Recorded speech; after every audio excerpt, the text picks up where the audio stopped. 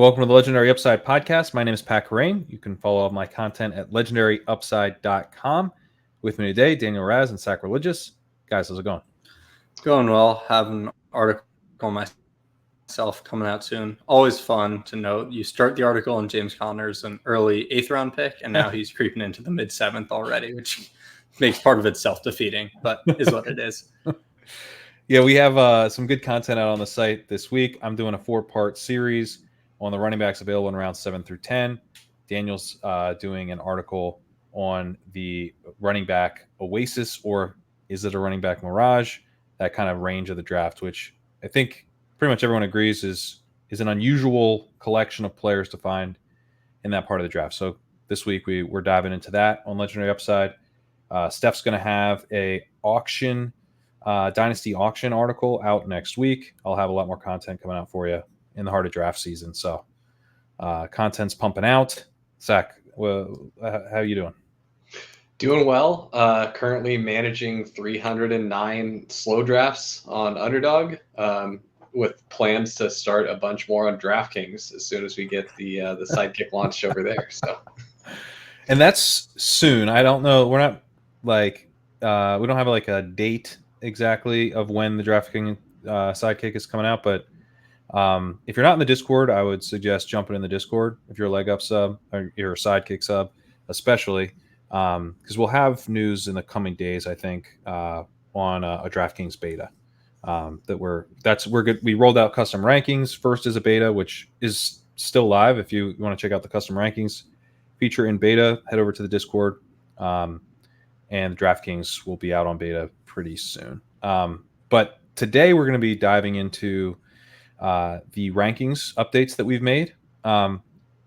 Obviously, stuff's happening now. You know, we're getting some injuries. Unfortunately, we're getting the Aiyuk trade stuff. I think the place to start is with Deebo Samuel, the guy who nothing has happened with, and yet is suddenly looking like a pretty big smash in the late second where he was going. Because you've got the Christian McCaffrey calf strain, and then you have Brandon Aiyuk probably getting traded. So Samuel, I mean, would be a huge – like if McCaffrey were to miss any time and Aiyuk were to go, like Samuel is just – you're just delighted to have him in pretty much anywhere in the second round. So we've got him up to 15 right now. That's a couple spots ahead of ADP. But, if Aiyuk gets traded – I think he could be the 112. I would say, like, I think he has probably a tough time flipping Puka, but I think he could move up to like the 112. Where are you guys at on a post Aiyuk landscape with him? Yeah, 112. I could definitely see it happening. 112 is the ceiling. Gibbs already slides a decent amount, so I wouldn't be surprised if he found his way to 112. Where do you think he should go if Aiyuk is traded? I mean, I could see the case for him over Marvin Harrison in London, and then by extension, you probably can then say he can go ahead of Gibbs. So yeah, I think that's like the high. That's where I would say like, all right, I guess that makes sense to me. Like, I'm not happy about having to pay the new price on it, but. I wouldn't be fading him if he goes at the 112. I'm not going to stop clicking him. If you were making me take him over Puka, assuming all injury information about Puka remains the same currently, then I don't think I'm doing that. I think I'm just going to still take Puka. Yeah. We haven't moved McCaffrey down from 1. I think you'll see McCaffrey fall to 2 more often. If you wanted to mix that up and take some Lamb at 1, I don't think there's any issues with that, but doesn't seem like he's going to miss week 1 or any, that's not really like a big risk right now. That said, he's an older running back. He's dealing with an injury in training camp. It makes me a little nervous. So this is a very binary thing. Like, is it time to flip Lamb over McCaffrey? We decided not yet, but if you want to go and start mixing in Lamb at the 101, I think that's totally fine. You guys approaching that the same? I'm just from a I want to portfolio mix standpoint. in Lamb at the 1 point. I want to mix in Lamb at the 1. However often I'm getting CMC at the 2. I want to basically stay even with them. Injury information the same. Yeah, I'm from a portfolio standpoint, I'm like pretty substantially overweight CMC. I'm over 10% right now, like creeping towards 11, just because I have gotten a lot of 101s. And then I've been fortunate to have a lot of times where the one hole takes Lamb and I get CMC at the 2, and I've gotten him at the 3 in some drafts even. And so I just have a lot of CMC, and it's over a pretty large number of drafts. So I am likely going to be flipping Lamb and CMC the majority of the time, but that's purely because I have 850 completed drafts already. It's going to take me a lot to get to even on the field with Lamb. So Right. Yeah, no, that makes sense. Yeah, I think I'm mostly still taking CMC, but I guess as you're in rooms, if you're seeing that other people are not doing this, and you can tell Lamb's going to become the 101 to close out August, I would, as my recommendation would be to take more Lamb in that case. Like the goal here is to stay pretty close to even with the field on these guys, and if McCaffrey starts to fall, I don't necessarily want like a huge bag of McCaffrey relative to the other guys. I think they're all really strong picks. So that's kind of the philosophy behind it. Another guy I wanted to make sure we touch on is Cooper Kupp, who's moving up. He's a riser in general, and then someone that we moved up a couple spots. Pretty strong reports for him, and then you also do have, the Puka thing. I'm not actually worried about this knee issue. It doesn't seem like anything really to be concerned about, but I think in some ways, like sometimes stuff happens and it makes you like reconsider a player a little bit. And I think maybe the market is doing that with Kupp of like, yeah, like what if Kupp did get back to being the one here? What would that look like? And the upside is so big that it's hard not to like forget about that once you like are forced to consider it by the Puka injury. Yeah, the Calvin Ridley rise of last year was kind of what I thought of, except the peripherals on Ridley are far worse for last year, where, when he was good, he was not the best player at the position, in fantasy at least, whereas with Kupp, the ceiling is so evidently there that it just takes a tiny bit of wish casting, rationally though, to get there. Yeah, as just a little offshoot on Ram stuff, I've recently been. I mean, we're ahead on Kyren Williams. We're a little over one pick ahead of ADP, and that hasn't changed. We were ahead. The last few times we've updated rankings, but I'm starting to take him a little bit more aggressively. Like for people that are using the sidekick out there, if Kyren Williams is second on my list now, I'm just taking Kyren if I have 2 wide receivers through the first round. Sometimes like not taking him over Malik Neighbors, who's one of my favorite guys to click there.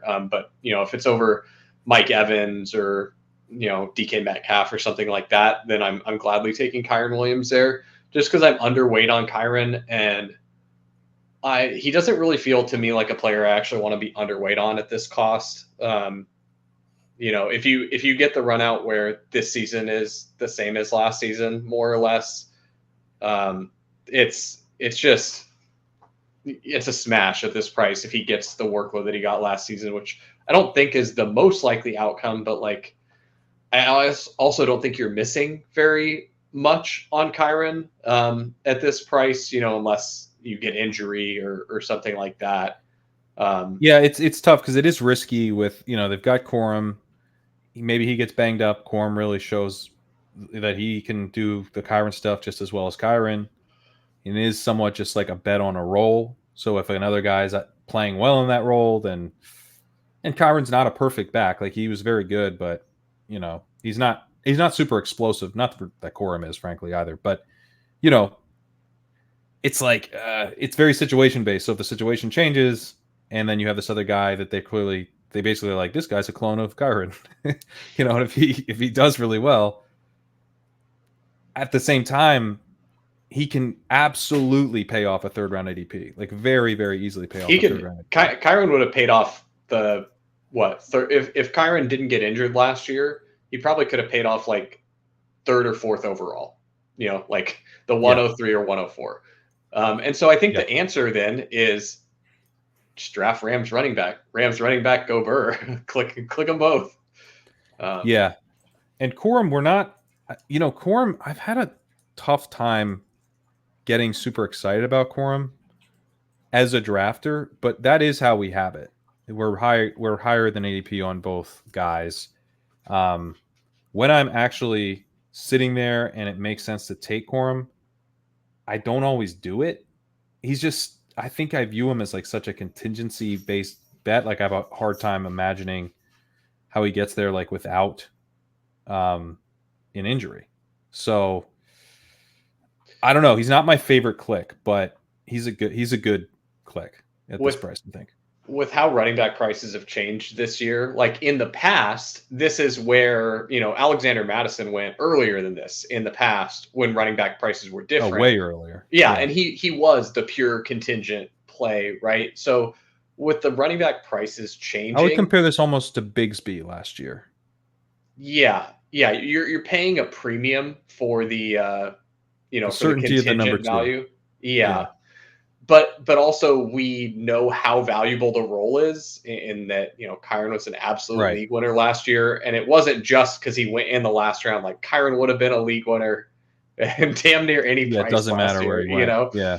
And so but I relate to what you're saying about like, I pass on Corum often when like, as I'm thinking it through, I'm like, no, I shouldn't be doing that. I should take Corum. So I think this is just a reminder to myself to like, hey, dude, just click the Rams running backs. Sound good?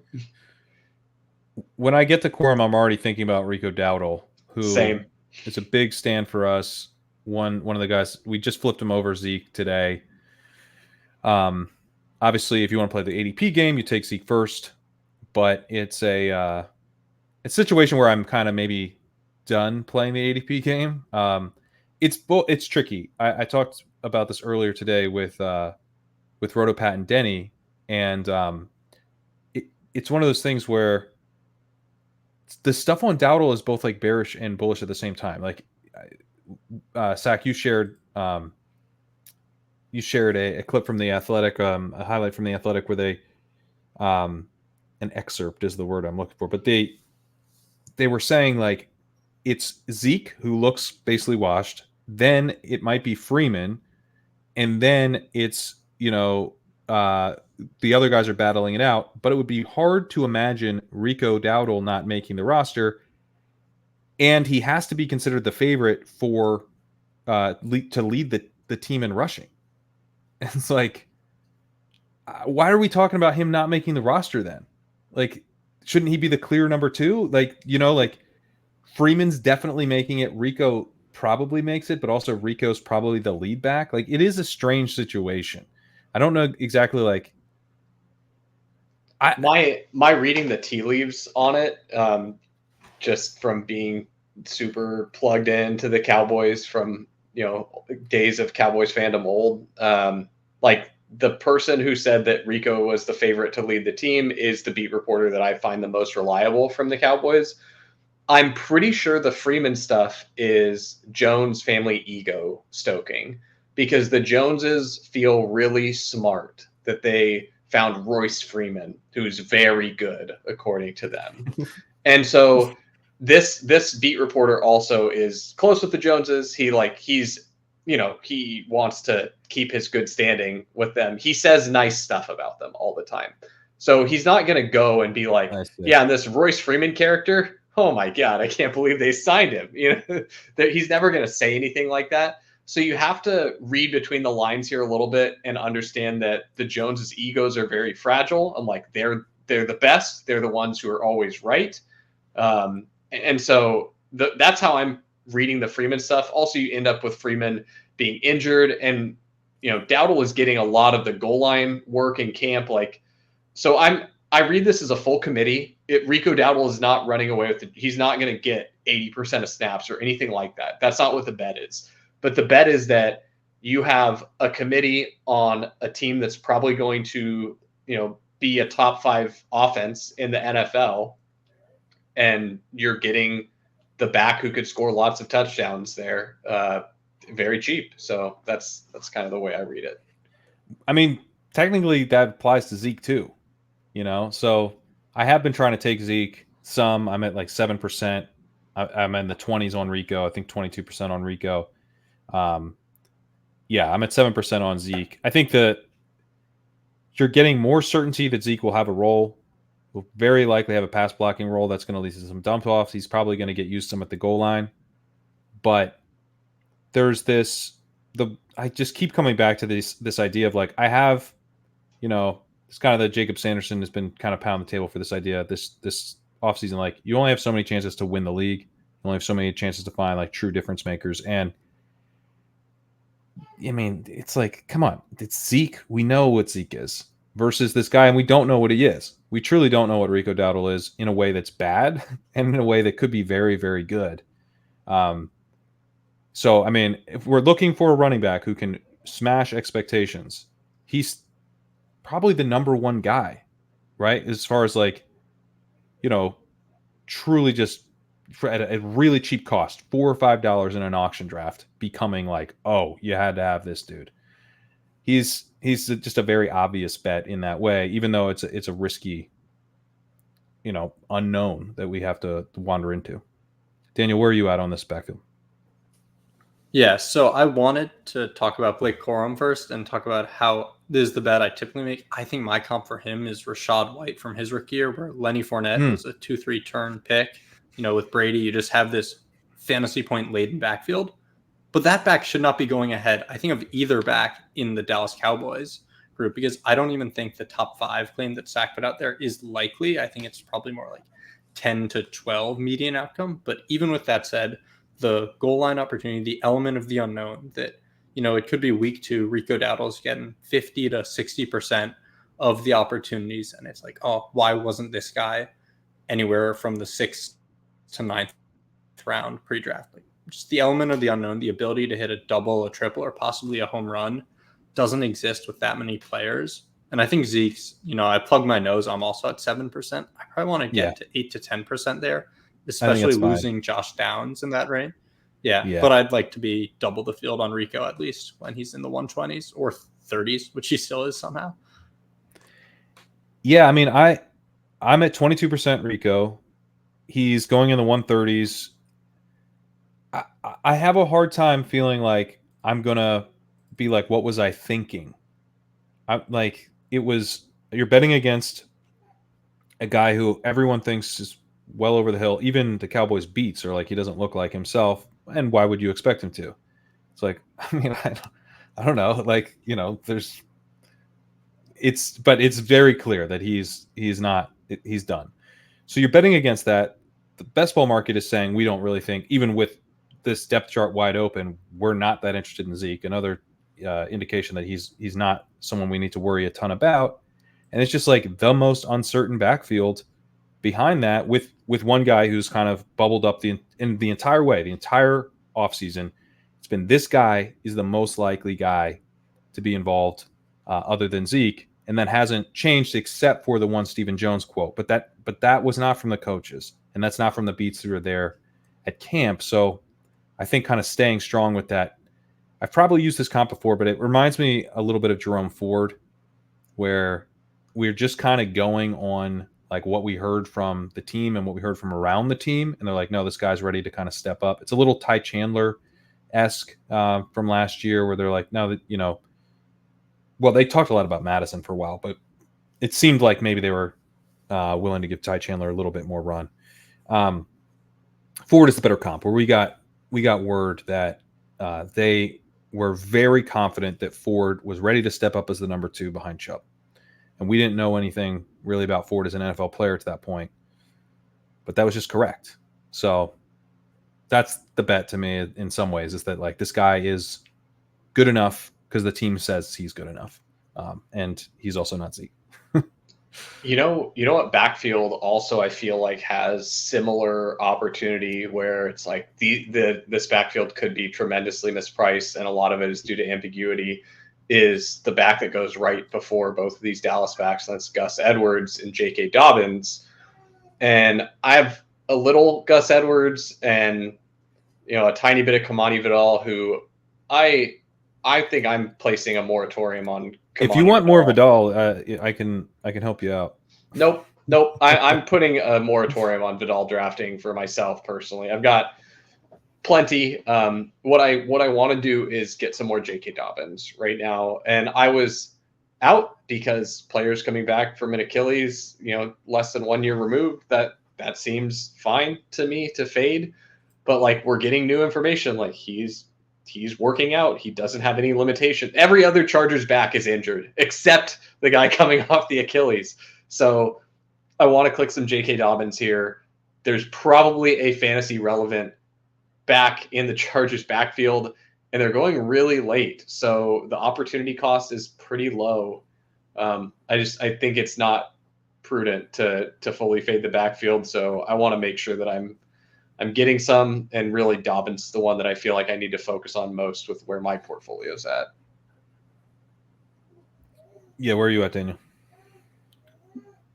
Yeah, with Dobbins, famously, or I guess infamously, was my most drafted player last year. I've been such a believer in his talent since college. Thought, there's a Dalvin Cook-esque dynamic weapon. Thought we'd get there last year after one half, but they took his Achilles. Then this year, I think we were about as out as could be in the initial stages, citing $50,000 guaranteed, but also with the caveat that we're willing to rapidly change our prior with any new information. So it's like, oh, he's absolutely making the roster. He might be the week 1 starter. So he's someone that I stand by the process of being severely underweight before, and I'm willing to just pay the increased price because the bet is fundamentally different. Yeah, and I have a lot of Vidal actually. I'm at like 12% Vidal. It's all in the kind of the 150s, but I'm pretty sure those are dead picks. It's just looking like he's not it. So I am moving on. Now, those teams are still going to score points and stuff. They're in the tournaments they're in, and we'll see, right? The beauty of best ball, like those teams, I might be wrong now and was right before, but I'm essentially now going to bet this is a new version of me. That old version of me was wrong. The new version of me is J.K. Dobbs' version of me, because the old version of me only got to 2% Dobbins, and definitely feeling a bit exposed there. But he's still in the 150s. So while he's in the 150s, while he's in the 140s, I'm going to take Dobbins and try to get myself, to a reasonable range. I'm at 6% Gus Edwards. So I don't know that I'll end up like truly like overweight this backfield, but I'll definitely have a bunch of teams with one of these guys. So yeah, Gus is actually a tougher click to me now as Dobbins becomes more interesting, because I'm like it's like Gus Edwards, it's like it's tough to get excited about, even if he kind of was the clear lead guy. And if he's not the clear lead guy, at his price, I think he's totally fine, but it's just tough for me to see a ton of upside with him there.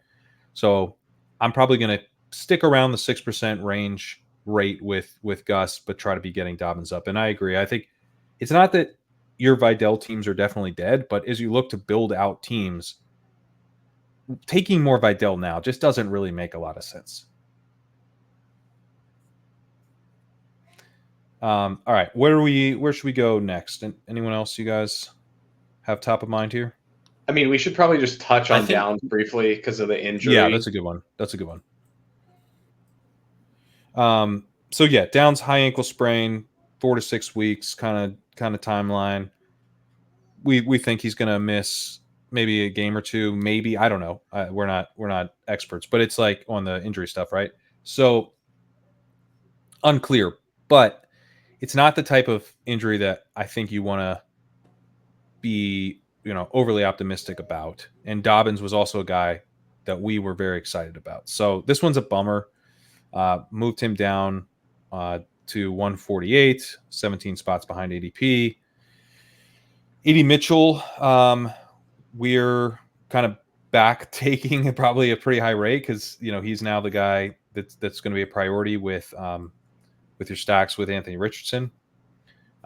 Pittman, we moved up slightly. We're still pretty far behind on Pittman, but he is now a better bet than he was. Part of the reason that I was so bearish on Pittman is that I was very bullish on Josh Downs. That doesn't change over the course of the whole season, but re-aggravation, a stretch on IR unexpectedly, like all of these things are now more likely than they were before, making Michael Pittman somewhat of a better click. How much of a better click, maybe up for debate. But at this point, if he's falling to me in the 4th round, I'm going to take him ahead of this group of receivers.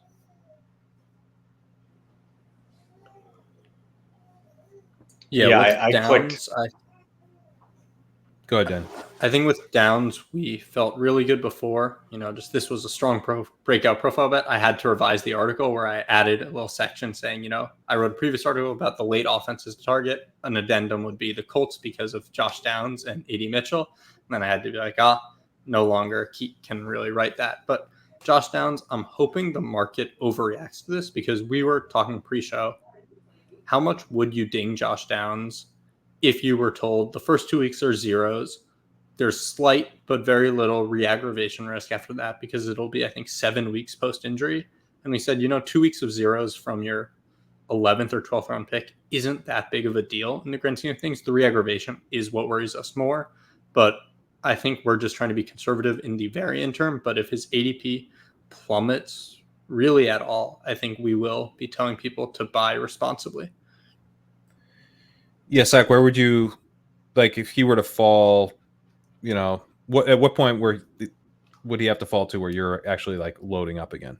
Yeah, I have a good amount of Downs right now.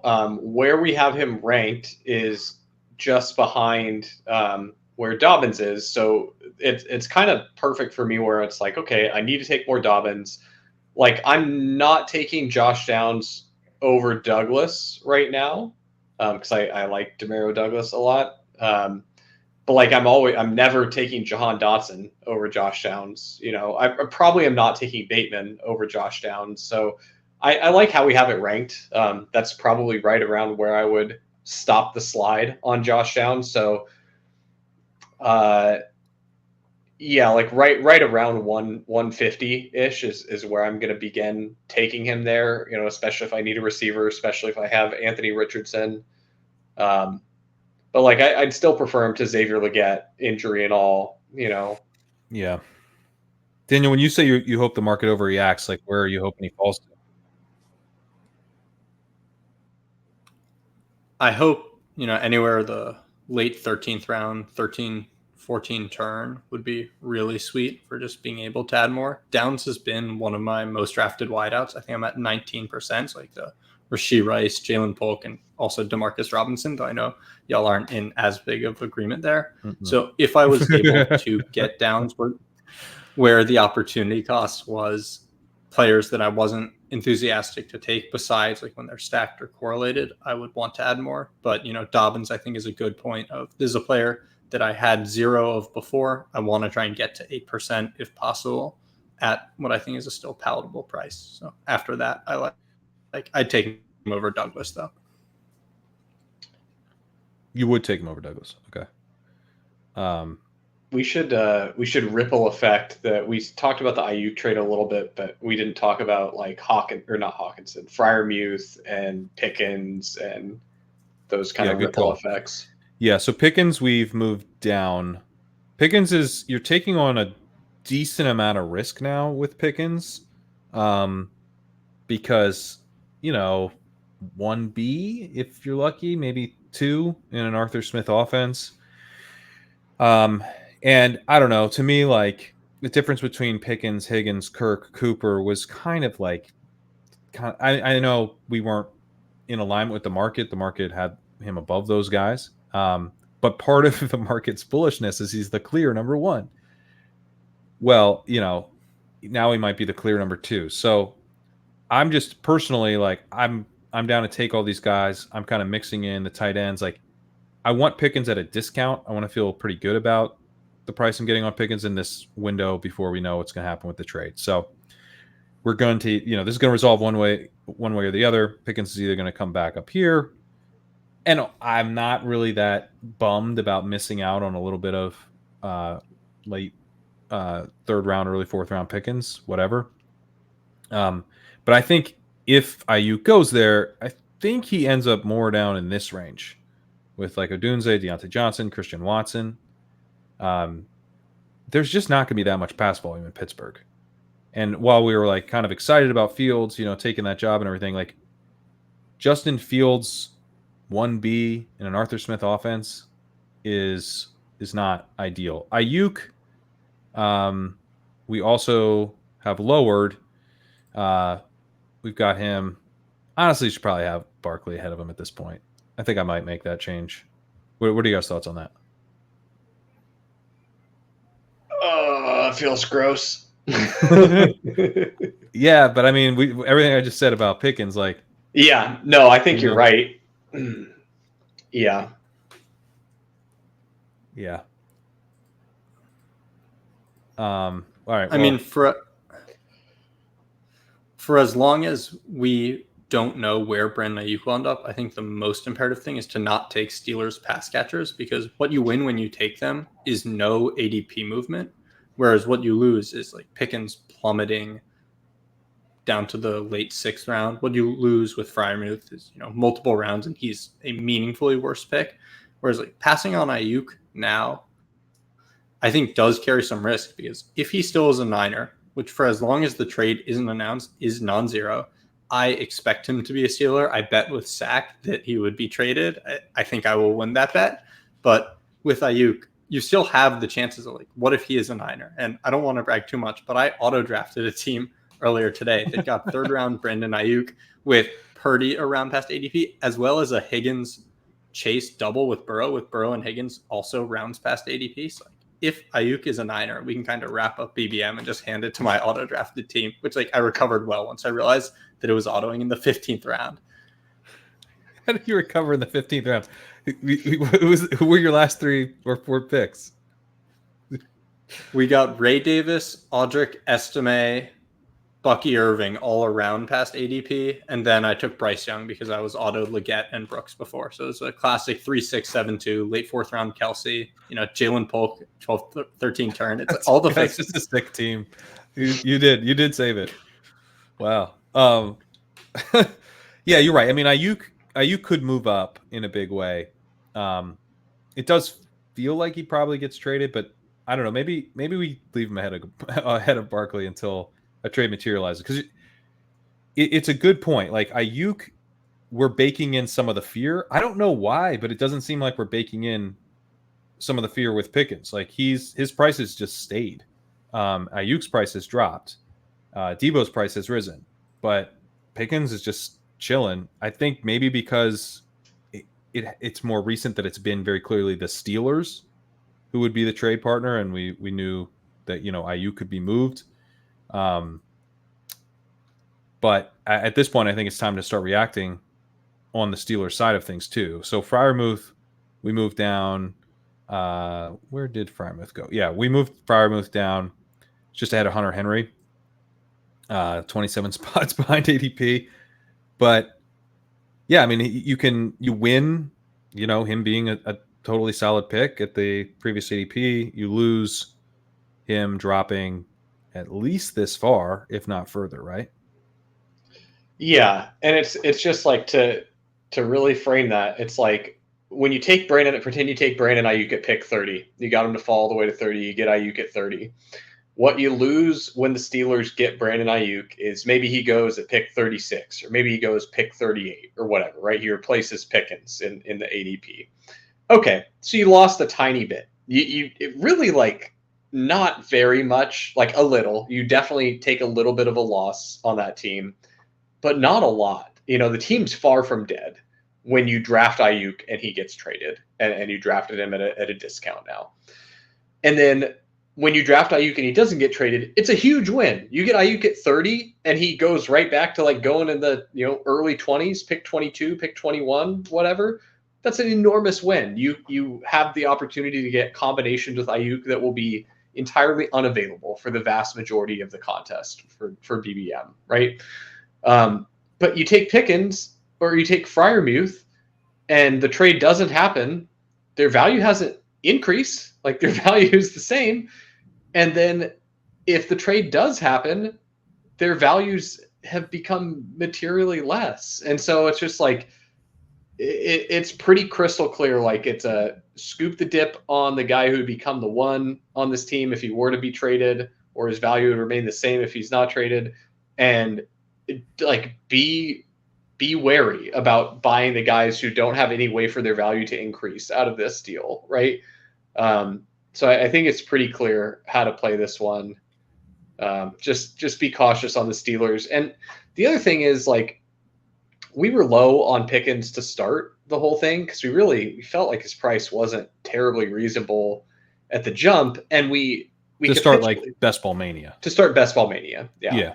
And we capitulated a little bit with the market because it was, we were more like, well, he has that single week season upside, and maybe we get outs to Fields actually starting, and that might be better for him, and we don't want to just like be full fade on him. That's a little too aggressive. So we had a mild fade on him. But I mean, if you get a situation where Pickens ends up going higher after the Aiyuk trade, if that falls through, we're just taking a pick that we already thought was like a marginal pick at best and then making it even worse. And it's like, I welcome my room. If my rooms want to make bad picks, like that's why I'm playing the game. Like I love when my rooms make bad picks. So yeah, to me, it's a thing where you really don't get burned by sitting out on the Steelers right now. Just be patient, see how it resolves.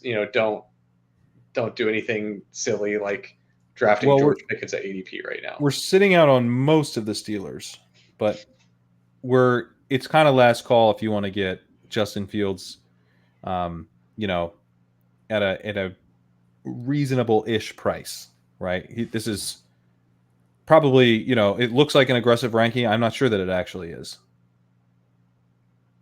Yeah, in just a couple weeks' time, it could very much look like we're way behind the market on Fields. And I think that, I shared a quote from The Athletic today where they finally let Russ take some snaps. He got 4 reps. The reps went handoff, handoff, handoff.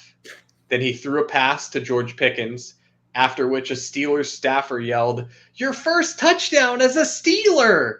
Like it was giving Make-A-Wish kid vibes to me. And that's not the type of energy I want around a quarterback that I think is going to be starting it. Like when you're really like coddling this guy and like, "Oh, you did it. You're such a big boy. You threw a touchdown." Like it feels like we are doing everything we can to protect Russ's ego here as Justin Fields slowly edges him out of the job. And it's not a foregone conclusion that Fields wins the job. Like Fields still needs to do his part in actually winning it.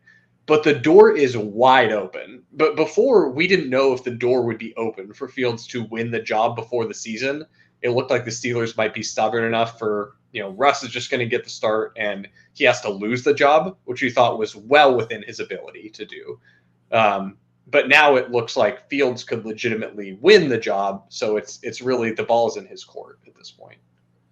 I think he has pole position, which Russ, had, and they were saying he had, and I believe the Steelers that he had pole position. The bet in my mind was, yeah, he wins the starting job, and then he loses it over the course of the season.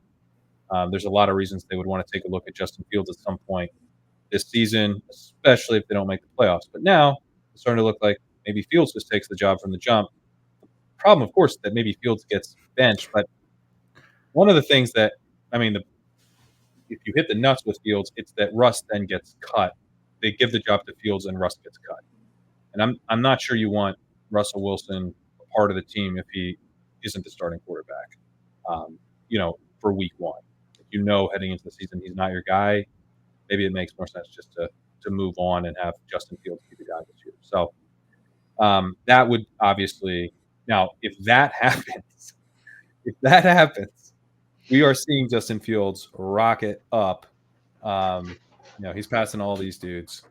I think he lands in this range, somewhere around here. I mean, if Russ is cut, maybe he's up in the Kyler range, right? So we talked about this a bit on ADP chase, but I mean, it seems crazy that he would be able to jump into this, to the 80s, but I think he probably would if Russ got cut. And in scenarios where Fields is the week 1 starter, I think Russ is pretty live to be cut.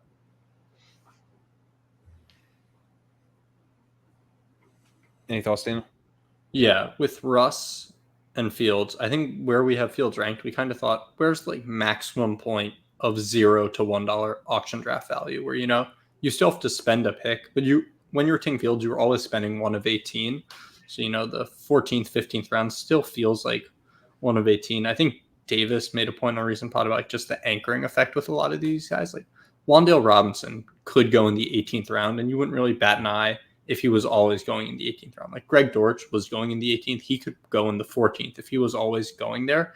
They're just like players that the market a while ago declared were picked at X draft slot, and the market hasn't wanted to really budge off that. So I think we're fine taking Fields ahead of any of those guys. And to get to your target exposure, like I think I'm at 5%. I think Pat was at 4%. I'd ideally like to be closer to 8% when his ADP is this palatable, and then let the chips fall where they may. Yeah, I took like 0 Russ, but not a ton of Fields, partly because I take a ton of Drake May, but I would like to be closer to 8%, or I mean, it's tough to say because you're either going to feel I wish it was 20, or you're going to be like 4 was fine. There's like, it's like, and we're going to know soonish which bucket to be, and then the price is going to change dramatically. So, but I think I would like to be at 8. Like, as I sit here today, 8 would feel better than 4 for sure. It's a volatile situation, but he's also a volatile scorer in a way that's very appealing, especially when he's cheap. So, I think he's definitely a priority right now, just to make sure that you have some exposure to the pretty big upside outcome of him just being a starter. And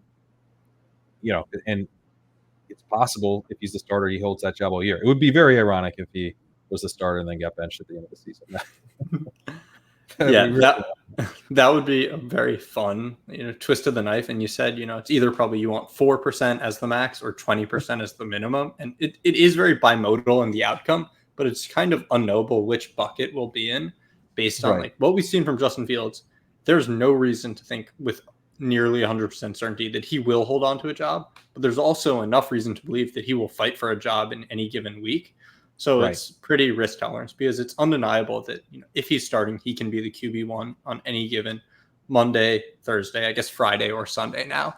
So I'd like to have exposure to that league-breaking profile when the opportunity cost is close to nil. But I also don't want to look back at my portfolio and think I went so heavy on a player where there were clear risks. There's reward and there's risk. So it's very fun, test of how you want to play Best Ball Mania or the contest at large.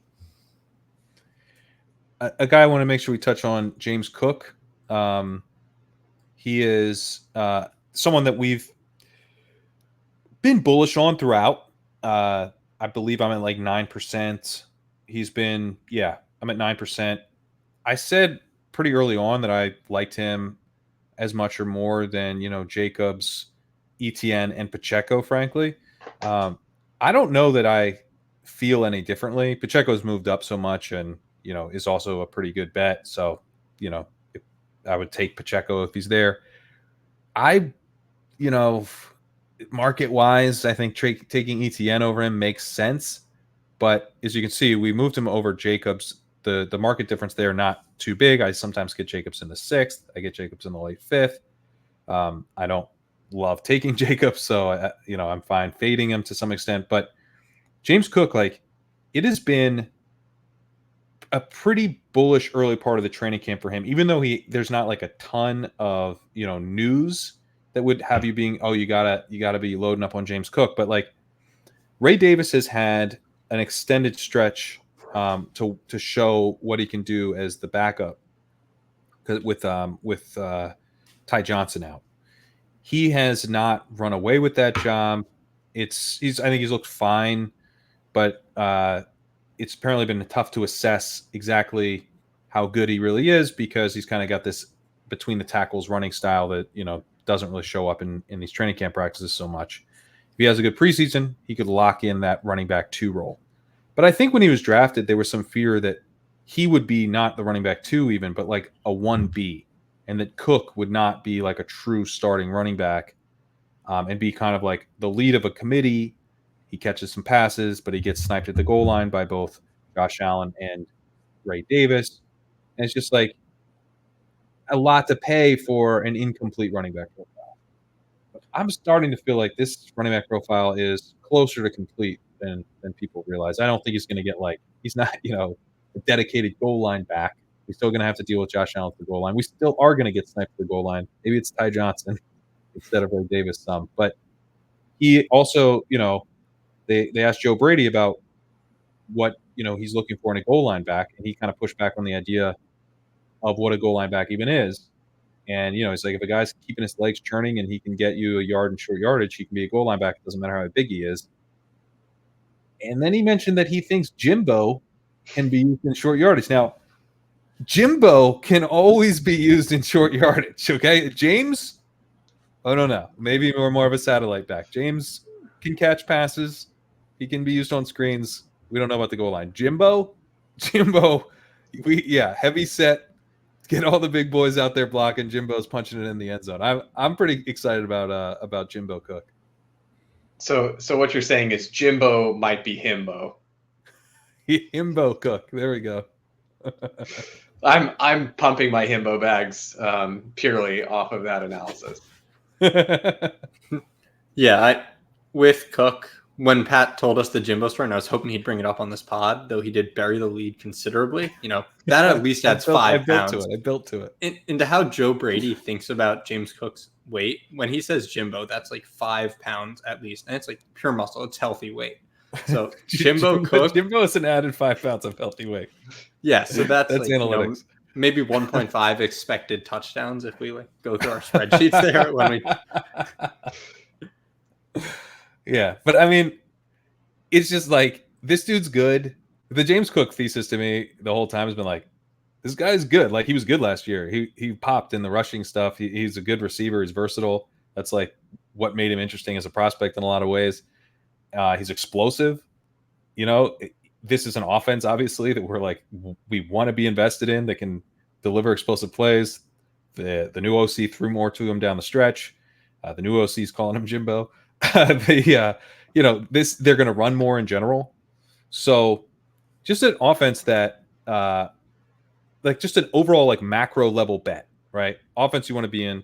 Player who's young, has been good, can be good in a couple different ways. All of that looks great. Then when you get into the micro, you're like, but the touchdowns and how many passes is he going to catch really? And his hands really aren't actually that good. He's good once he catches the ball, starts running, but he's not like this natural pass catcher. And so I do get all of those concerns to a degree, but man, like in the 5th round, he does strike me as a pretty big candidate for we just let the Bills clear cut starting running back be available in the 5th round, and we never got excited about it. Seems like a mess. Anyone else you guys want to touch on? I think we hit most of the big ones already here. I'm trying to think if there was anyone else. Let's close with Rashee Rice then, because he's someone that we've been ahead of ADP on for a while. I don't know. There's probably only 5 days in this whole tournament that we fell behind ADP on Rashee Rice, but we have to keep moving him up because he keeps moving up in ADP as people get more and more confident he can play the whole season. It's hard to know if he is. There is very much still a risk that he gets suspended for 4-6 games, maybe even longer. But at this point, the chances that he does play the whole season, it just increase a little every day, and there's been several more days since the last time we did one of these shows, and he hasn't been suspended yet. So, yeah, I think we're getting close though, right? We're getting close to where we would stop moving him up and we would say goodbye, right? Where's that line in the sand for you, Daniel? I think with Rashee, once he got, assuming there's still the same lull of information on him, I'd be comfortable taking him close to the 3-4 turn. And you framed it as days without information. I'd like to frame it as seconds. Doesn't it sound better? Think about the nearly infinite seconds we've had go by with no information. It just sounds like, oh, this guy's going to play all 17 games this year. Maybe I was worried for a second that you knew the amount of seconds, that you were actually had calculated the seconds since the last spot. No, but I would love to keep taking Rashee. I feel like the rankings directionally have just like every time he's moved up in ADP, correspondingly, we've tried to bump him up the ranks or just have him in the ranks and it in the pure rank and it will flow through. This is a great pick. I think Sacks called it a generational wealth opportunity. I'm not sure I'd put it up there with the Dogecoins of the world, but this is just a great opportunity to take a good player on the best offense who's probably playing the whole season. Yeah. There is some alliteration opportunity with rugged by Rashee Rice if he does get suspended. But, I mean, I'll tell you, Rashee is my second highest drafted player right now behind Jaylen Warren, and he is 29.5% for me. And I feel like I'm light on him because pretend that we knew today that he plays all 17 games. Where does he go? You probably are thinking about him right next to Steph Diggs and DJ Moore, yeah, right? Like, and so, and I think the probability of that is decently high. Like, I think it's definitely a higher probability that he misses 0 games this season than it is that he misses games due to suspension this season. So that's the way I'm playing it. I'm willing to be pretty risk on. That's actually an interesting way to think about it. Like, what would you if Tank Dell, was available, where are you just like never not clicking anyone else, and that, maybe that, I don't know, maybe that's not that illuminating, but there's like sort of a thing where I'm trying to, with Rashee Rice, like if he moves up much further than this, I'm not sure you're gaining. You don't gain. There's not as much room to run, right? You're not gaining quite as much. Even there's not as much room to run in terms of the exponential value that you gain, when you move up in the draft.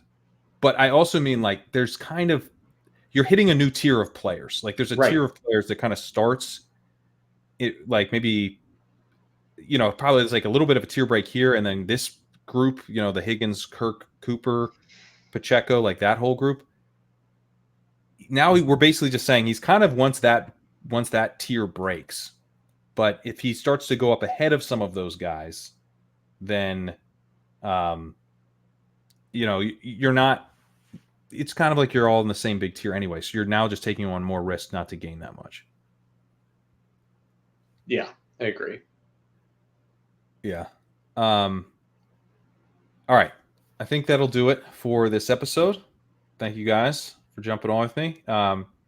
We kind of covered the Legendary Upside stuff at the top of the show, but head on over to legendaryupside.com. Check out Daniel's article coming out in a couple of days. Check out my articles on the running backs. Check out the Sidekick, which we have dynamic rankings best ball tool called the Sidekick. Works currently for Underdog. Will be working for DraftKings very shortly. Hop on in the Legendary Upside Discord. More news with Sidekick updates in there, and also just a fun community where we talk about fantasy football all the time. So hope to see you guys over there. And I'll also note, Legendary Upside subscribers, you get a perk of I narrate the posts that I write. So I just narrated a bunch of posts all at once because I've been writing this 4-part series. So those are all up on the premium podcast feed. If you need any help getting that set up, legendaryupside@gmail.com, and I'll help you get a link to the premium podcast feed for Legendary Upside subscribers. But that'll do it. We'll see you here shortly, and thanks for watching.